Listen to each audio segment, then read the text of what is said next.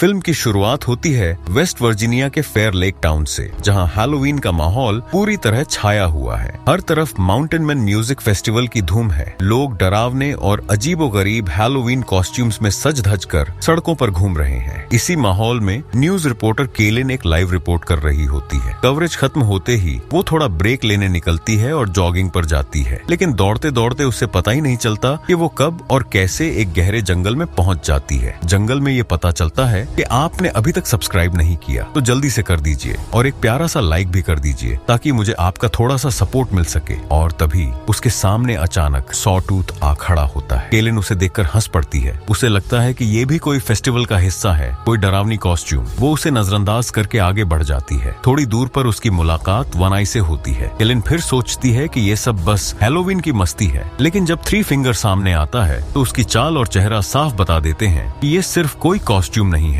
बल्कि कुछ बहुत ही खतरनाक है। जैसे ही केलिन उसे डरते हुए उंगली दिखाकर रास्ता छोड़ने का इशारा करती है, थ्री फिंगर झट से उसकी उंगली काट देता है। इसी तरह जान बचाकर केलिन भाग निकलती है। भागते हुए उसे एक आदमी दिखता है जो मदद का झूठा दिखावा करता है, लेकिन वो कोई और नहीं बल्कि मेनार्ड होता है, जो खुद एक सीरियल किलर है। वो खुद को मददगार दिखाकर अंत में केलिन को मार डालता है। यहीं पर दर्शक ये जान जाते हैं कि सॉटूथ, वन आई और थ्री फिंगर ये तीनों नरभक्षी भाई अब मेनार्ड के लिए काम कर रहे हैं। पिछली फिल्म में इन्हें पहली बार मेनार्ड से उस समय मिलते हुए दिखाया गया था जब वो एक सैनिटोरियम से बाहर निकल रहा था। अब ये सभी उसी की छाया में रहते हैं, क्योंकि मेनार्ड भी उनके जैसा ही है, एक साइको हत्यारा जो इंसानों को मारकर खा जाता है। इसके बाद इन दरिंदों द्वारा केलिन की लाश को उनके कैबिन में लाया जाता है और वो उसे उसी तरह काटना फाड़ना शुरू करते हैं जैसे ये हमेशा करते आए हैं। लेकिन मेनार्ड गुस्से में आ जाता है क्योंकि वे सबूतों को छुपाते नहीं हैं। वो उन्हें डांटता है और धमकाता है, जिससे साफ पता चलता है कि तीनों उसकी दहशत में रहते हैं। अब कहानी में प्रवेश होता है 5 कॉलेज दोस्तों का, जो माउंटेन मैन फेस्टिवल में भाग लेने आ रहे हैं। रास्ते में अचानक मेनार्ड खुद उनकी कार के सामने आ जाता है। कार का संतुलन बिगड़ता है और वो एक पेड़ से टकरा जाती है। मेनार्ड झूठा नाटक करता है कि कार ने उसे टक्कर मारी है, पर ग्रुप का सदस्य बिली, जो कार चला रहा था, पूरी तरह से निश्चित होता है कि उनकी गाड़ी ने उसे छुआ तक नहीं। जैसे ही बिली उससे बात करने जाता है, मेयरनार्ड चाकू से उस पर हमला करता है। ये देख बाकी दोस्त मिलकर मेयरनार्ड की पिटाई कर देते हैं। इन सब पर नजर रखे हुए होते हैं तीनों नरभक्षी भाई। जैसे ही वे हमले की तैयारी करते हैं, तभी पुलिस की गाड़ी वहां पहुंची है। शेरिफ एंजेला और डेप्यूटी बिग्स मौके पर आकर सभी को गिरफ्तार कर लेते हैं। एंजेला डेप्यूटी बिग्स को वहीं रुकने को कहती है जब तक ड्रग ट्रक न पहुंच जाए, लेकिन उनके जाते ही तीनों नरभक्षी बिग्स पर हमला कर उसे बेरहमी से मार डालते हैं। वहीं दूसरी ओर बिली अपने दोस्तों को बचाने के लिए सारी जिम्मेदारी खुद पर ले लेता है। इसके बाद सभी दोस्त पास के एक होटल में कमरा किराए पर लेते हैं। शेरिफ एंजेला को जांच में पता चलता है कि मेनार्ड एक वांछित अपराधी है। वो ये जानकारी ऊपर प्रशासन को देती है, जहां से जवाब आता है कि सुबह तक फोर्स वहां पहुंच जाएगी। मेनार्ड ये सुनकर एंजेला को धमकी देता है कि वो सुबह तक जिंदा नहीं रहेगी। पूरा शहर सुनसान हो चुका था क्योंकि सारे लोग माउंटेन मैन फेस्टिवल में हिस्सा लेने के लिए शहर से बाहर चले गए थे। ये सुनहरा मौका था उन दरिंदों के लिए। तीनों नरभक्षी भाई सॉटूथ, वन आई और थ्री फिंगर एक ट्रक लेकर सीधे मोबाइल टावर पर चढ़ जाते हैं और उसे गिरा देते हैं। पूरे इलाके की मोबाइल नेटवर्क कनेक्टिविटी पूरी तरह से ठप हो जाती है। इसके बाद वो तीनों पावर स्टेशन की ओर बढ़ते हैं। उनका अगला निशाना अब बिजली की सप्लाई को बंद करना होता है। पावर स्टेशन का सिक्योरिटी गार्ड उन्हें देख लेता है और रोकने की कोशिश करता है, लेकिन वे उसे इलेक्ट्रिक वायर में फंसाकर मार डालते हैं। फिर वो पावर को पूरी तरह से बंद कर देते हैं। शहर में अब न बिजली है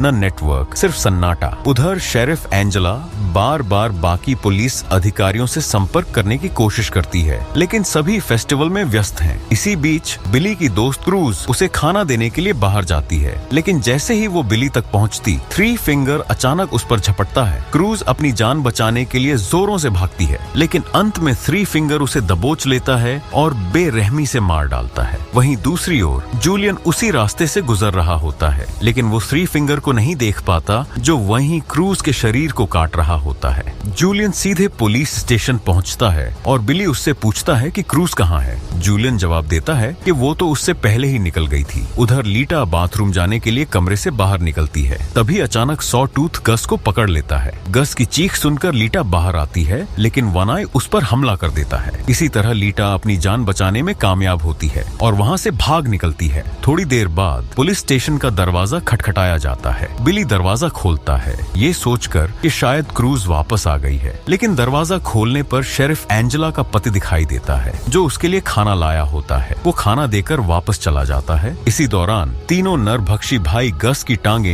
हैमर से तोड़ देते हैं और फिर उसे घसीटते हुए पोलिसम स्टेशन के बाहर फेंक देते हैं। गस की चीखें सुनकर बिली और जूलियन बाहर आते हैं और उसे पहचान लेते हैं। एंजेला भी मदद के लिए बाहर निकलती है, लेकिन उसी वक्त तीनों नरभक्षी पिकअप ट्रक से उस पर चढ़ा देते हैं और उसे कुचल डालते हैं। एंजेला चाहकर भी उसकी जान नहीं बचा पाती। वो गस की लाश को सड़क से हटवाती है। इसके बाद एंजेला बिली, जूलियन और एक अन्य कैदी को डेप्यूटी की जिम्मेदारी सौंपती है और उन्हें गन्स थमा देती है। बिली चाहता है कि वो क्रूज को ढूंढने जाए, लेकिन एंजेला साफ मना कर देती है और कहती है कि उसे स्टेशन की निगरानी करनी है। एंजेला फिर अकेले एक पास की दुकान की ओर निकलती है, जहां एक रेडियो और जनरेटर मौजूद होता है, उसकी आखिरी उम्मीद मदद मांगने की। एंजेला साहस दिखाते हुए अकेली उस दुकान तक पहुंचती है और रेडियो चालू करने की कोशिश करती है ताकि बाहर किसी से संपर्क कर सके। वो जैसे तैसे रेडियो के जरिए एक लड़के से संपर्क करती है, लेकिन उस लड़के को ये सब हैलोवीन का मजाक लगता है। उसे कोई फर्क नहीं पड़ता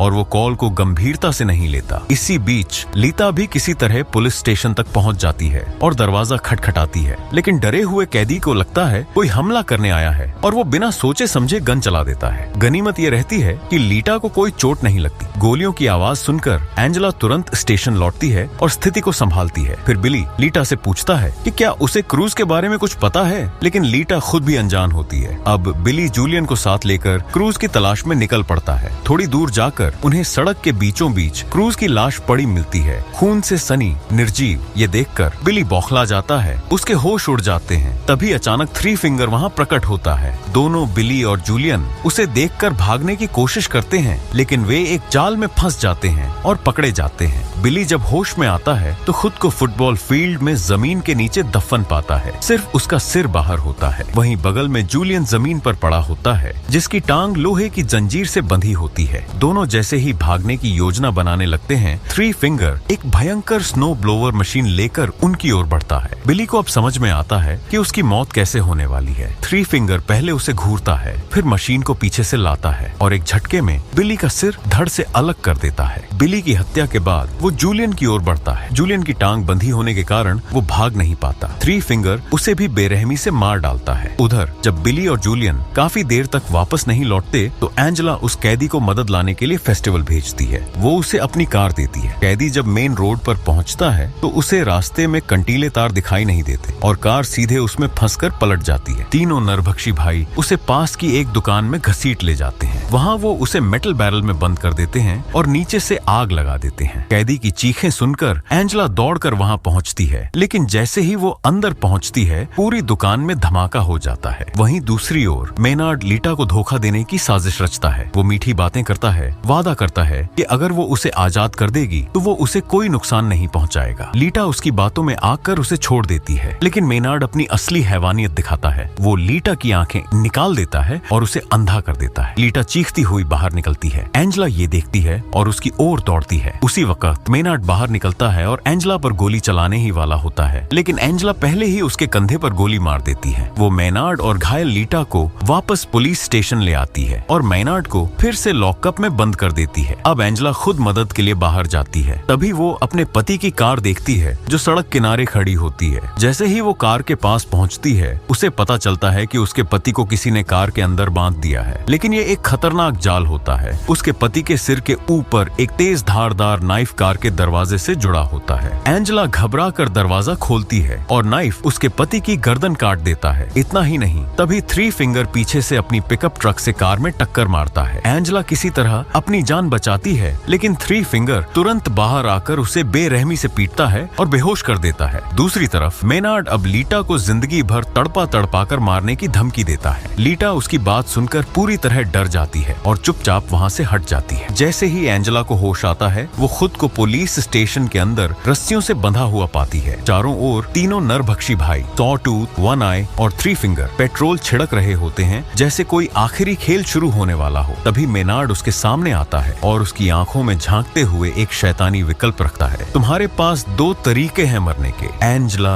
वो पहला, धीमे धीमे जलना इस पेट्रोल की आग में, या दूसरा, वो देखो तुम्हारे सामने गन लगी है और उसका ट्रिगर तुम्हारे पैर के नीचे। अगर तुम अपनी एड़ी जमीन पर रखोगी तो तुम्हारा सिर उड़ जाएगा।